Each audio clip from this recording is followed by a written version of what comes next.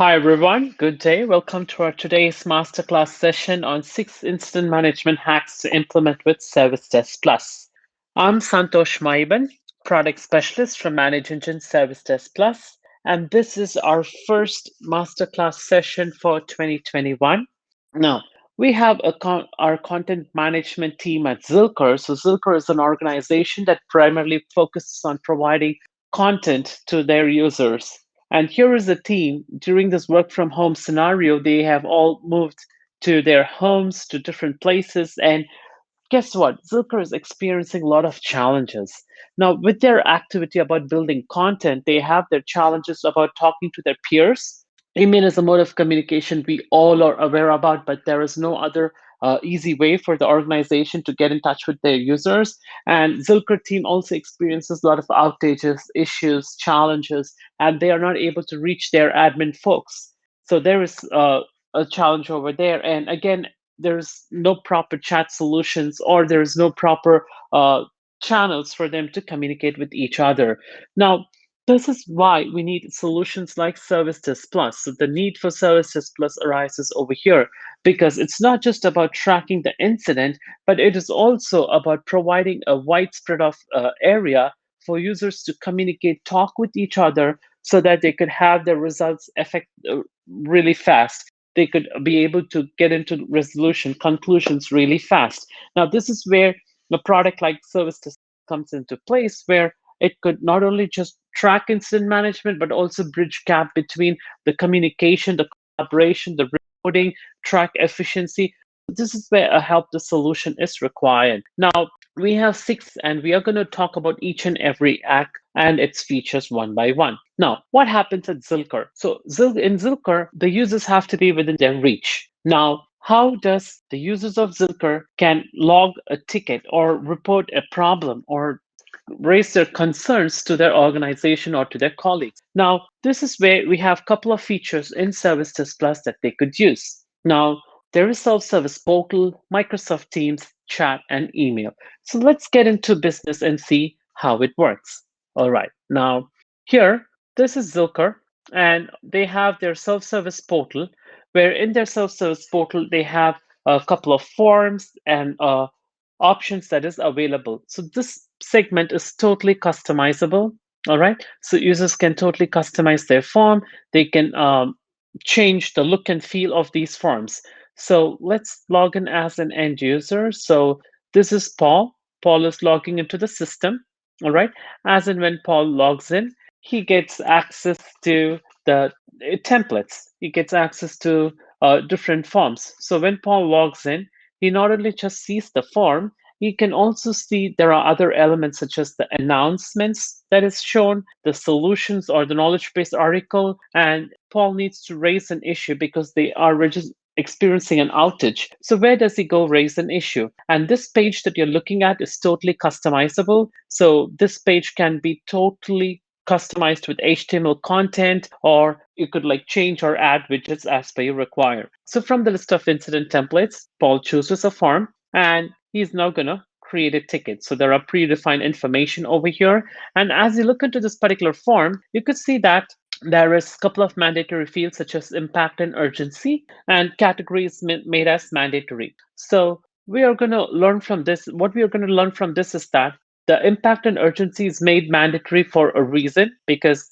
we need to understand what is the situation Paul is at. So we are trying to have information as much as possible that we feel the user's concern. So that is impact on understanding, is it affecting a person, a team, or more than one user? So that is impact for us. And urgency is created in such a way, is it like if it's affecting the production, or is there a workaround available, or is the system down? So we are trying to get some information through the form. All right.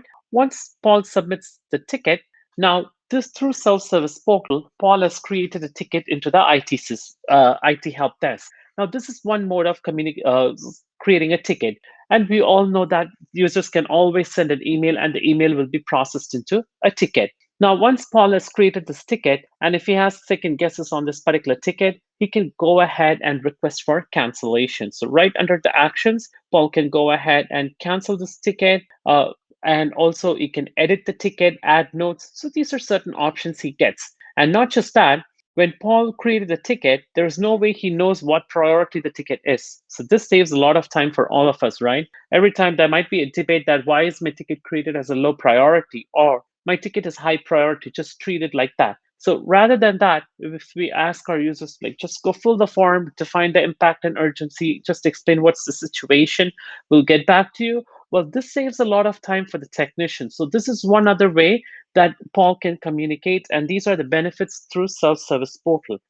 Not just that, Paul can also go ahead and chat with his technicians. So he could either go for an old ticket, he could create a new ticket by choosing the group, or he could choose the existing ticket and create a ticket. Now, what Paul can say is then, hi there.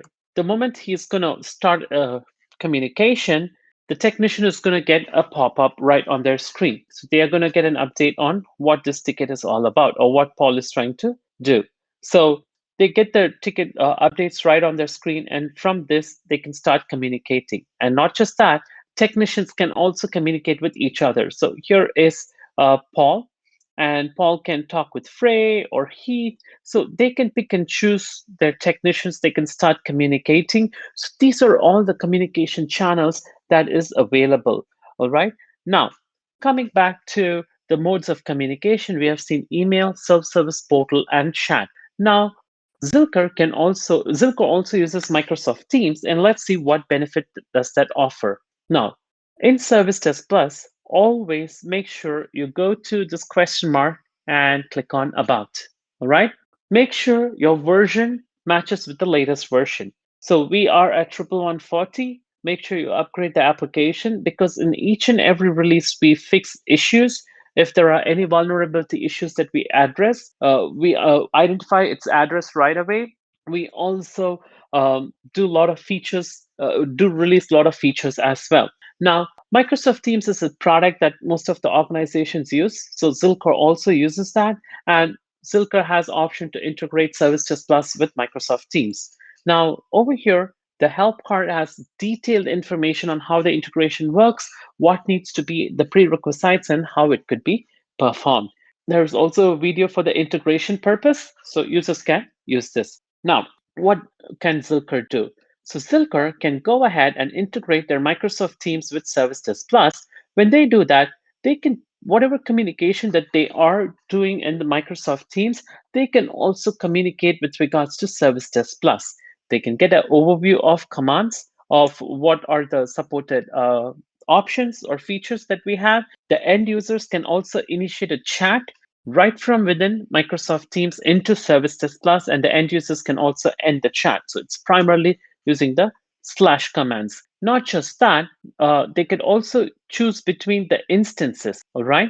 They can also choose under which instance they would like to communicate. And since I've already chosen IT instance, I can go ahead and raise a ticket or request a service, or I can even again chat with the technician. So these are all features that comes along with the chat in Microsoft Teams. So again, a collaborative tool that has been used for the organization can be integrated into Service Desk Plus. So this is how it should work. And likewise, we have a request view, where over here we could bring in all the requests of your Service Desk Plus into one place. So based on whoever the user is, they can go ahead and view the tickets right from the request view.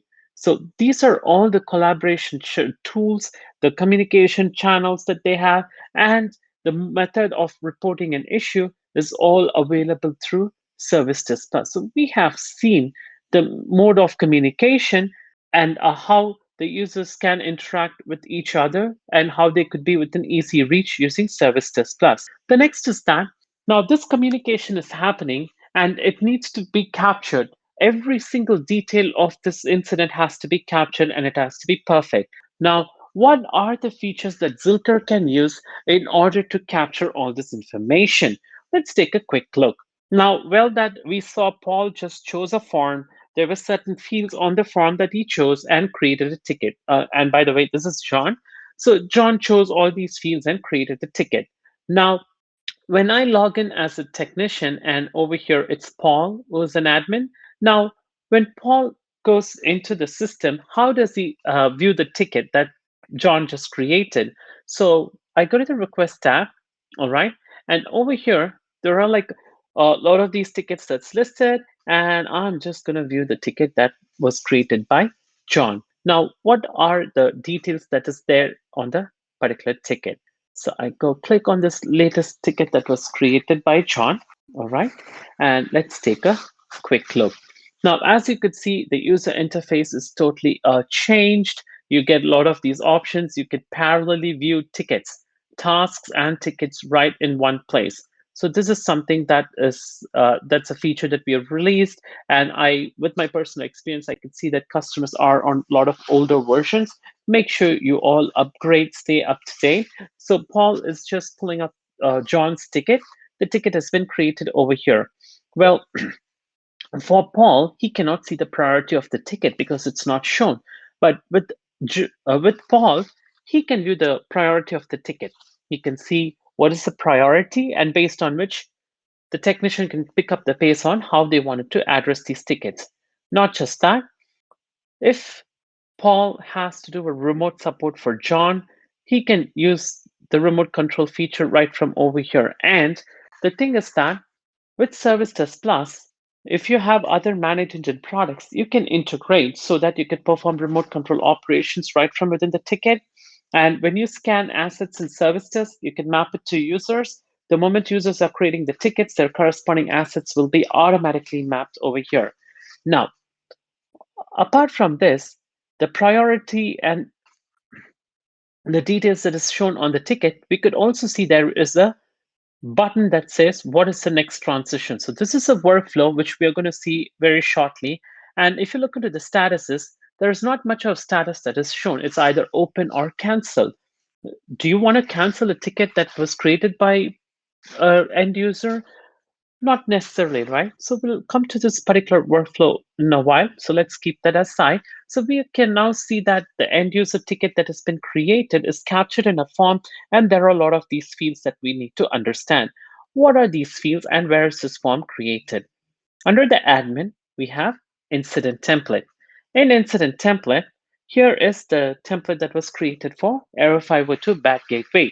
So let's take a look at what are the features that we have over here. Now, when you look into this form, of course, we have options to add images. Then the form is classified into different segments. This is done using a feature called sections. All right. You can use this field, which says single column or double column. And once you could add a title, or you could like give what subheading it has. Then you could customize the look and feel. So you could choose the fonts, the color for the fonts, and so on. And then you can add fields like the default fields or any new additional fields on both the sides. While you're doing that, you can bring a lot more texture to the form. That's one important thing. The other thing is that the fields that you add, you should make sure which needs to be set by the user, which are the fields that needs to be viewed by the user, and which are the fields that needs to be totally hidden from the user. Now that's why you use all these options. Now you are dragging the fields from the left-hand side into the right-hand side, but if you don't want a field to be shown for the user, do not remove it from the canvas, but just make sure you set it as none of these. This way, the field will be there on the form. The technician can see what this field is about, but the end user would not know what value that field has. That's one important thing. Now, we have seen how the templates and the additional fields can be created. Not just that, when you create a template, you could choose your target audience. You can show it for both end users and technicians. You could choose different technician groups so that you could say who needs to see this form. Then you could enable the option show to requesters if you want the end users to see that. If you don't want end users to see that at all, or if you want only a group of users to see, you could choose the user groups accordingly. Now, the form is created, and there are certain fields on the form that we are going to discuss today. So here are three of those important fields that I wanted to talk. One is going to be the categorization. On the form, as you could see here, there are categorizations that is predefined, and there are like a lot of these categorizations available. How does this work? Why is it categorization important? Now, under admin, we have category, and the category holds a large title for a large subset of items. And under category, you have subcategory, And under subcategory, you have a lot of subclassifications called items. Now, what is this all about? Now, Zilker is a content-based organization. ServiceDesk Plus is a help desk solution that is used by schools, universities, then police stations, fire departments, healthcare, hospitals, whatnot, like airports, aircrafts. So there's been a lot of places that the help desk tool has been used. So the IT department or the concerned department that is setting up the help desk needs to have the categorization that fits their organization. So I would say have the bigger umbrella where the what are the classification under which most of the subset could be included, have that as a category. Then branch out the subcategory and items just as I have the example on the screen. Now, what is the efficient way to do that? So I've always educated my customers to prepare an Excel sheet, put three columns, category, subcategory, and item, and have your categorizations and the details captured over there. Share it with the members of the organization, consolidate that list, and then go ahead and import it through a spreadsheet. So that spreadsheet can be imported as a CSV. So save it as a CSV and import it. Now, if you ask me what is the syntax or what is the way the CSV has to be, I always save a file with .csv extension, any file for that matter, upload it just to understand how the format and syntax should be. Not just that, you could also go ahead and do a quick create of your category, subcategory, and item. So you could just go ahead, delete all of that, and then you could say, you could just like go ahead and type in, hit a tab, then say MacBook, then 13-inch. So this is how you add category, subcategory, and item easily, like in using the quick CSI or using the CSV import. So this is one item. The other one is that impact, urgency, and priority. Now, if we are going to have impact, urgency, and priority matrix, we need to know why that is. Now, impact is exactly about why or how is the user being affected by this particular issue. All right, so is it like one person or it involves many people? Or again, based on how your organization goes about saying these terminologies, you can have it in such a way. Urgency is about how fast you want it to get back. So you again need to probe it to the user saying that, do you have a workaround? Is that a spare mouse that is broke, or you have no mouse working in your desktop or laptop? Is that a keyboard that is broke, or is that a spare one? Do you not have any solution? So again, that's how the urgency is. Now, based on these, I've drawn a priority matrix that says, all right, now if it's affecting a user and if it's production down, or if their system is down, if there's a workaround available, I can define priority in such a way so that so which they can start working. And the reason I emphasize priority so much is that based on priority, you can set the SLAs on your ticket.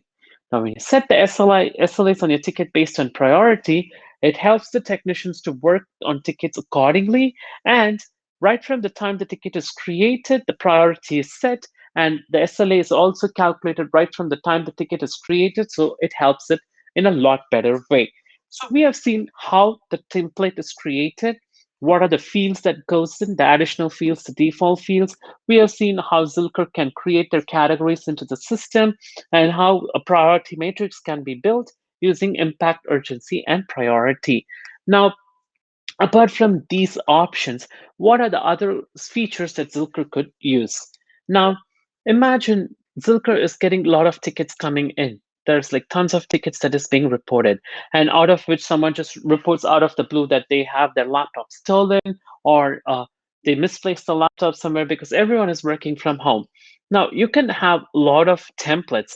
One of them is going to be a reply template. So the technician their own reply templates ad hoc while working on the ticket, or it can also be done from the admin tab. So if I go into the admin tab, I can just search for template and I have a lot of templates and I can build a reply template. What is the benefit of building a reply template? So let's take a quick look at it. Now, the reply template can be totally customizable where you have a default content, but if you wanted to like add a new content as well, you could do it. Provide a name, and the best part is that you could just go ahead, hit the dollar sign, and say whatever you like, say requester name. So from the ticket, whatever the requester name is, it is going to be automatically fetched. So you could just use dollar variables on the form to bring in information just like that. You could have it as a private template or share it with your technicians. So reply template is one important option that you could use when you are working with multiple tickets. Now, not just that, for this specific ticket, all right, the technician can go ahead, add notes in such a way that it makes their work a lot more easier, because there would be a lot of communication. Users need to communicate with each other, or the front desk might pick up a call, or the call center might pick up a call. They wanted to share some updates about it. They could go ahead and add a note.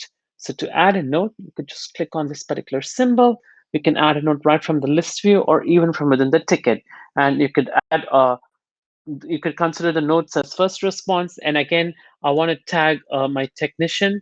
I could just go ahead, hit the hat symbol, and I want to tag my technician, Andrea. I could go ahead and do that. So I could just do like hit at symbol and start tagging my technicians as required.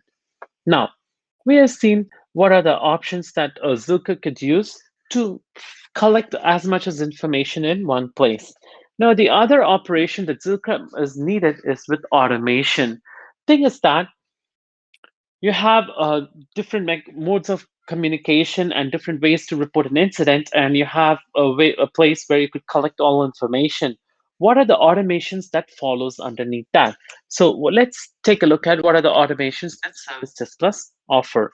So coming back to our ticket that we were discussing a while ago, over here we did see that once the ticket is created, it has a workflow tag to it. We need to understand what that is. So in Service Desk Plus, we have request lifecycles. So let me go to admin and also open the ticket on a new tab. So under admin, incident management, we have request lifecycles. And on the ticket, as you could see, the statuses are very limited and it says next transition. What are they? Now, in ServiceDesk Plus, you can build life cycles stating that for incident or service tickets, how a request has to travel from one status to the other. So Zilker users are reporting a lot of issues. The technicians are spread out. There are like a couple of new joinees, and there are people who are like always busy with a lot of activities, and there's no one to help the new joinees. Now, if you have a request lifecycle like this, it helps you to understand, or it just gives you options or guides the technician what they should do if they need to go from one status to the other. So say, for instance, if the ticket needs to go from open to analyze or analyze to communicate, what is required to go from one status to the other, and what are these transitions all about? So say, for instance, the ticket is created, all right, the created ticket is an open status. To go to the next status, what should be done? So if in case if I need to go to analyze, I can build the transition, and I can say, before I go from open to analyze, I should make sure that the ticket owner is filled in, which is a technician. So it becomes mandatory. Or who could see that? The owner of the ticket. Now, say for instance, this is the ticket and here is my technicians. So I could just go ahead and say Paul is going to be the ticket owner. I assign it to Paul. The moment the condition matches, whatever is the next transition, that would be listed on my ticket automatically. So also, this is on before. And while I'm moving from open to analyze, I can perform a lot of operations, like I can mandate fields, I can write a rule so that I could write some scripts, such as like I could prevent the ticket from even being created further. So this way I can give some information saying that this is a critical ticket. Do not report it in the system. Just go ahead and call the help desk solution, help desk technician. You can perform negate options. You can perform options to integrate with other tools through scripts. So you could do that based on certain conditions while you're moving from one status to the other. And after you've moved, you can send out customized notifications, and as well as you can perform a couple of integrations with any applications. So this is how you could define a request lifecycle, and you can say what needs to be done when you need to move from one status to the other. So this helps the technician to get an idea on how to work on tickets, and the request lifecycle guides them to move from one status to the other. Now, while we are talking about the request lifecycle, all right, we were also talking about the priority of a ticket, like how important a priority is. Now, why is priority so important? The moment a ticket is created, the SLAs will start calculating on the ticket. Now, based on priority, I have assigned SLAs on a ticket, and let us see what are the workflow that comes along with the SLA. So here is a ticket that has been created, and it has SLAs that has been set and it has been violated. How does this work? How does this come into effect? Why is SLA considered as a workflow? So under admin, I have service level agreements. All right. In service level agreements, I can create SLAs for any type of tickets. So what I have done over here is based on priority, I have defined my SLAs. So based on what my priority is, I have all my SLAs defined. So the moment an email is sent by a Zilker member, or if the Zilker folks create the ticket through the template or through the self-service portal, whichever has been predefined as impact and urgency based on which the priority is assigned, the moment the priority is assigned, the corresponding SLA is set. Now, what is the important takeaway over here? We are going to take away escalations.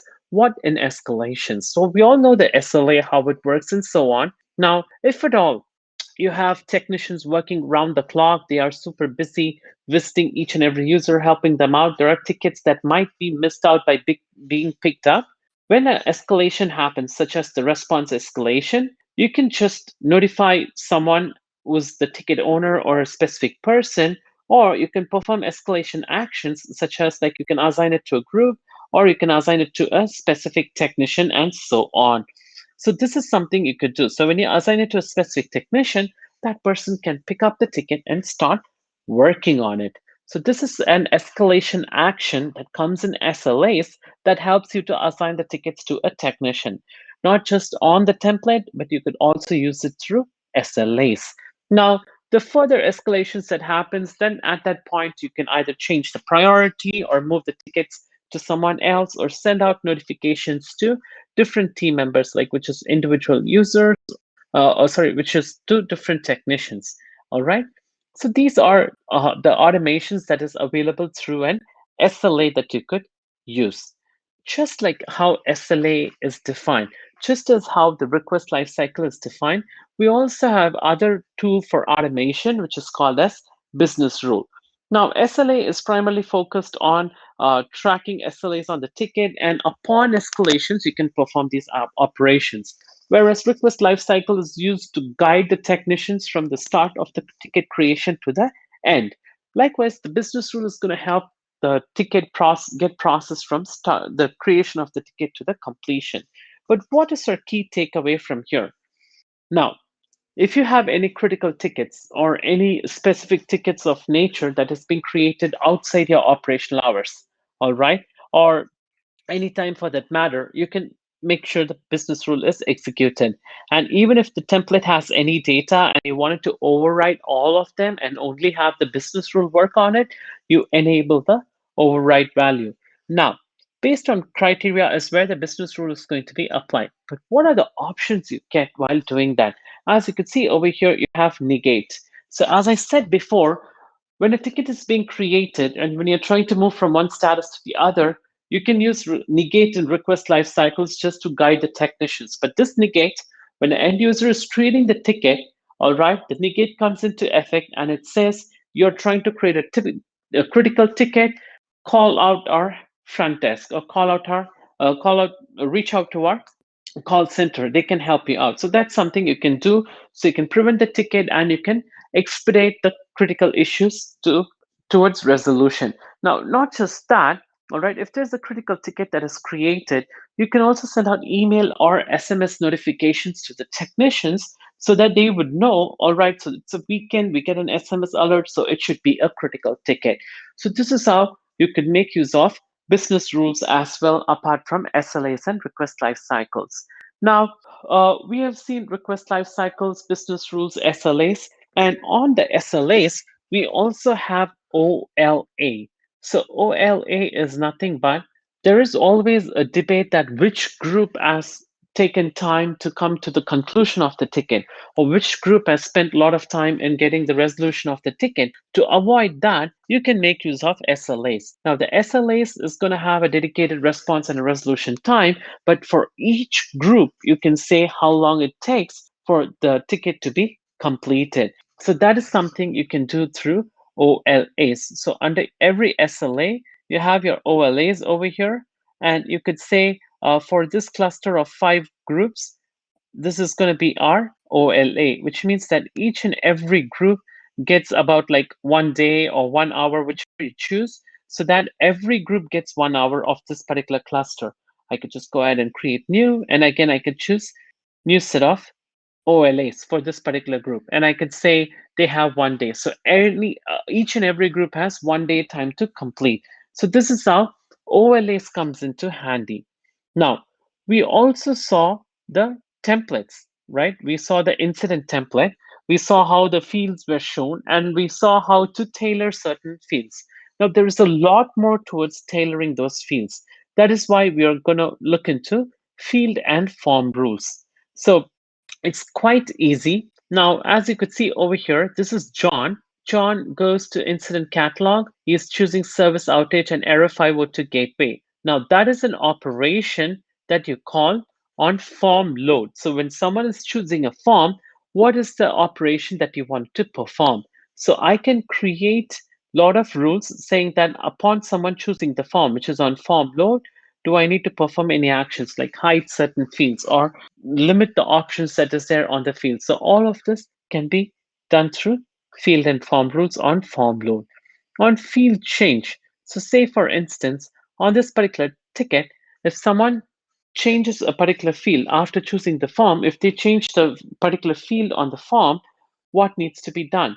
That can be defined using field change. And finally, on form submit, which means that when someone requests or clicks on add request or create request button, whatever process you want it to happen, you can do that through form submit. And it's quite easy over here. You could choose if the form intelligence has to work for all requesters or technicians or everyone. And you can say on what operation. If it's not on form load, if it's on field change and submit, you can say on what operation it happens. All right. And you could choose conditions such as like any condition, like the requester's login details and so on. You can choose any of them, and you can perform actions such as you can hide the fields, you can show the fields, you can execute scripts. There's a lot of these actions that you could perform. And finally, notifications. So notifications are kind of essentials. So as and when uh, you create a ticket, or if there's an update or a communication that you wanted to share, you can go with notification rules. So we have notification rules in the system. All right. You can enable these notification rules for different modules of the application, like request, problem, change, or any other modules. And you could use this for communication. Also, you could customize the template based on however you require it. So I hope you're all able to follow me and you are all able to stay on pace. So hope there's no audio or video issues. I just wanted to verify that as and when I'm moving on. Now, the other important thing that Zulker team has to do is that collaborate with other users. Now, we saw different ways to create a ticket, collect the ticket data, the automation that we have in the system. Now, how are they collaborate with each other? So here are a few things that we have to see. Now, the first things first is that when they go on leaves, how are you going to handle when technicians are going to go on leaves? That is why we have our own calendar, as well as we are integrating with Microsoft Calendar too. All right. So again, when you go to the admin tab, at the bottom left hand side, right hand side corner, you have integrations. And if you have multiple ME products, go ahead and integrate them. And if you have other products like Teams or Microsoft Calendar, you could just go ahead and integrate them with those applications too. Now, once you integrate Microsoft Calendar, the calendar sync between ServiceDesk and Microsoft will happen and the information will be synced. You can also mark yourselves leave in the system just by adding yourself as leave. So you could just go choose until what date you would not be available, and click on save. So the leaves will be marked. And for each of these leaves, you can mark up a backup technician. What does this do is that when a ticket is created, and if the ticket's due by date falls on the day when the technician has marked themselves leave, you can either leave the ticket as such, you can reassign it to someone else, all right? And if there are any pending tickets that's available, it would be listed below. You can also bulk choose and assign it to the respective person. Now, this is about the tickets. If there are any approvals that is involved and those approvals need to be actioned, you can also use the backup approver feature to route the tickets to the respective backup members. So Andrea is a technician. When she's going on leave, she wants Jacqueline to look at it. So again, we can move all the pending approvals as well as all the upcoming approvals will be listed for uh, Jacqueline. So this is about the scheduler, how you could schedule a backup technician and how you could automate how you could schedule the approval as well. All right. Now, you also have technician availability charts. So this is one other important information to manage your resources because you have resource management to share the workload.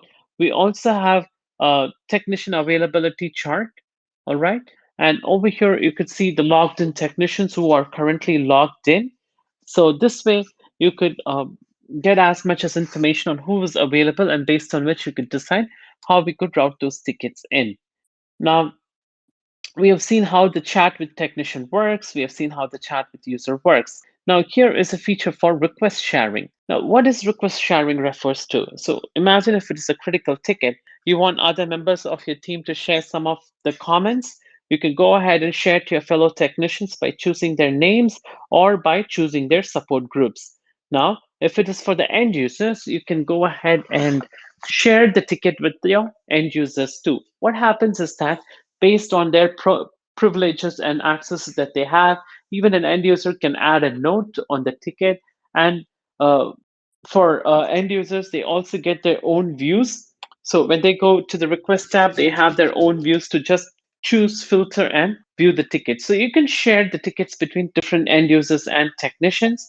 And also, you can define tasks and task dependencies. So this is quite important. Now, as far as I have seen, the task and task dependencies are something that piggybacks the service management capabilities like user onboarding or requesting a laptop because there's literally a lot of people involved. But for incident management too, you can have task and task dependencies. It's just quite easier. So when you're defining a task dependency, you can say from the parent ticket, what are all the dependent tickets in order for the parent ticket to be completed. Now, also, when you have these dependent tickets, it means that this task has to be completed in order for this to be triggered and be made visible to someone else. How does that work? So when I'm going to just say add new task, all right, it's just going to capture basic information and I could even choose from the template of tasks. Now, the important part is this. What happens is that when you are creating a task, all right, you need to make sure you make the task as mark because assign, we all know the moment I set to assign, someone else is going to be viewing and using that particular task. But when I say mark, it means that on the workflow, so if we go back to the workflow, the ticket is created and a task is like populate alarm details. And if this goes to Santosh, which means that this task is for Santosh. But who decides that? Because for service requests, we can have the approval to trigger all these process, but for incident ticket, it has to be done manually. So how is it done? On the task, you have something called as trigger. So you can manually trigger the task, but again, that will only trigger the first level of tasks and it will not trigger the child tasks. So I go choose all of this. And if I say trigger, what it does is it will only trigger the first task and all the dependent tasks will be waiting when the preceding task is completed, which means that when the previous task is completed, the other task is notified, scheduled, and up and running. So this is how we do task and task dependencies in ServiceDesk Plus. All right. Now, what is the other important information? So You don't want it to keep doing, want it to be doing the same activity over and over again. So this is where we come up with different ways to streamline our process. Let's see what are they. Now, here is a ticket, and this ticket has been created by many users. Now, the 502 bad gateway is one ticket, but that has been reported by many users. What we do in such a case, and many users report the same issue. So many users report the same issue, the same person reporting the same issue over and over again. How are we going to handle these situations? Now, here is how it is done. So imagine this case where this 502 bad gateway is being created by different users. What you do is you just go ahead, all right, choose the fields, choose the tickets and link them up. So when you link those tickets, the tickets stays just uniquely themselves, but what will happen is from the linked ticket, I can add notes, resolution to all the other tickets too. So right from one ticket, I can make the updates happen to all the other tickets. So this is the benefit of linking the tickets. And when I link the tickets, I can add notes, resolution, or work log to all the linked requests. On the other hand, for the same scenario, same user has reported the same user has created tickets in different possible ways just to grab the attention. How do we deal that? So in that case, we go ahead and we merge them. So how does merging works? So the moment you merge the tickets, all the ticket will be one ticket and you will lose every history contact of those child tickets. You'll only retain the information of the parent ticket. So you could just go over here and you could go to actions and merge request. So this way, you can go ahead and merge all duplicate tickets because it's the same user who's created many times and multiple users reporting the same issue. You can link them up. Now, apart from all of this, what are the other tools that we have in place? Announcements and solutions. Why announcements and solutions? What does it do? Let's take a quick look at how announcements and solutions helps the end user too. From the self-service portal, if John wanted to create a ticket, all right, if John had to put in a form, what are the tools that will help John big time? So we are going to take a look at that. So how come announcements and solutions comes in handy over there? So over here, John chooses a form, and as he chooses the form, he is going to create a ticket. Now, what are the options he gets over here? So on the form, he just types issue, and as and when he's typing, there is an announcement that is already published, is shown as a suggestion over here. Using this information, John can either cancel the ticket or continue with this request. So this is a tip that you could all take over here. This is important. And also, if he is just going to create a ticket for printer, whatever knowledge base article that's approved and published, it is going to be visible over there. John can take a look at it.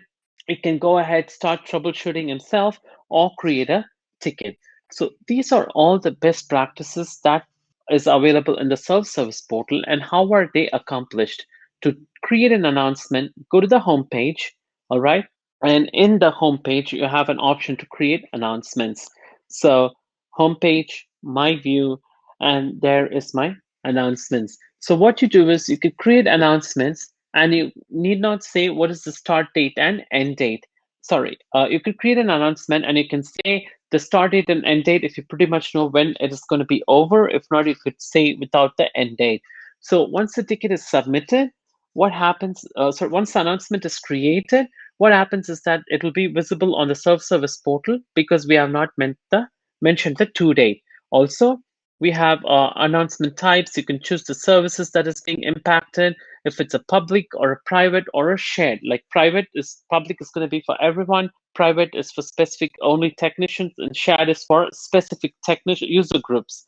And not just that, you can display this announcement in the Desktop Central agent. So if you have Desktop Central integrated with ServiceDesk Plus, because if you are going to send out announcements, it can go through the Desktop Central agent. You can also send as email. I have seen many customers go all the way to Outlook and start triggering emails or share an update. So this is something you can do right from within ServiceDesk Plus. The next important thing is that the solutions. Solutions are knowledge base articles that you create in ServiceDesk Plus, all right? And these knowledge base articles can be published for the end users, or it could remain closed doors only for the technicians. So the knowledge base can also be imported from a spreadsheet, all right? And it's quite easy to create a knowledge base. You can say when from when this knowledge base is going to be used, who is going to review the knowledge base article, and also you can go ahead and say who's the target audience that needs to see this knowledge base, if it's end users or technicians. Also, there are chances that all your technicians might start adding knowledge base information. Well, you could control who needs to see the knowledge base, even for technicians. Sorry, who needs to control the knowledge base, even for the technicians. So you can say they can view the knowledge base, but they cannot go ahead and approve any solutions, or they cannot publish any solutions. So this is something you can control through roles. Now, we have seen all of these operations that Zilker could do using ServiceDesk Plus. Finally, about performance, how to evaluate the performance of technicians in ServiceDesk Plus. First things first, ServiceDesk offers dashboards. So you have a lot of out-of-box widgets. You can also build your own dashboards. To build your own dashboard, it's quite simple. It can be done by an administrator or by the coordinator, because based on the modules is what you could go ahead and create a dashboard. All right. When you're creating a dashboard, you can add new. You can choose from different widgets, like you can even embed the URL over here. And then you could also go ahead and choose from other reports. So reports that has chart or matrix outputs, you can just choose those reports and add them right into the dashboard. So this way you can construct your own dashboard. You can say if it's public, private, or shared. So this way you could choose which user group uses the dashboard. So these are all features that comes along with the dashboard. Now, reporting is also as same as what we just saw. Zilker team can build their own reports. And again, the other important feature for the tasks or the technicians is that to evaluate their performance. Now, to evaluate their performance or to check their logged in time, we have different type of reports available that can be used as well. So I have reports on technicians logged in time for 30 days, technician who have not logged in. So all these reports are readily available. You can run a lot of other customized reports too, right from the system. So you can build your own customized reports as well. All right. Now, these reports can be scheduled, you can mail them out, you can print them out, and we have reports for OLAs, a lot of other KPIs. If you want to like run a whole new reporting just by yourself, you could do that. You can integrate it with our Analytics Plus. So there's like a lot of options when it comes to reports that's available through ServiceDesk Plus. All right. So finally, we are going to talk about surveys. So we have discussed a lot of metrics, a lot of other options to enhance the technicians' workforce. Now, finally, to gauge how the technicians provide services to the users, we are going to talk about surveys. So we have surveys just for incident, service, or general surveys, and also, all right, and also we have periodic surveys, like general periodic surveys that you could send from the system. So if you go to the admin tab, at the very bottom, you have surveys. So let's take a quick look over there. So if I go to surveys, as I said, I can configure surveys based on incident or service request or periodic surveys. I can choose between a scale of like 1 to 10, or if it's like based on dots. So there are like a lot of customizations that is available. So I can do a rating, an opinion scale, a binary, radio buttons, and also you could choose a rule, like is it for every ticket of an end user, every 10 tickets of an end user, or every 10 tickets of a technician. You can also exclude certain surveys from being sent based on this criteria. So this way, those surveys will also not be sent out, which is matching this condition. So you have a lot of these options and operations that you could do using ServiceDesk Plus. So with Zilker getting on board with ServiceDesk Plus, they would have all these hacks sorted out for them. All these major hacks will be sorted, and Zilker will be able to use a very easy to use application to streamline their process. And we are at the end of our today's session. So at this moment, I would like to thank everyone for their time and patience in today's session. And thanks for participating in our first masterclass series. Hope it was helpful and you guys all had a lot to learn. Thank you so much. Please upgrade the application. If you have any questions, you want any assistance, do let us know and we will be happy to help you out. Thank you all for your time and patience, and you all have a good day.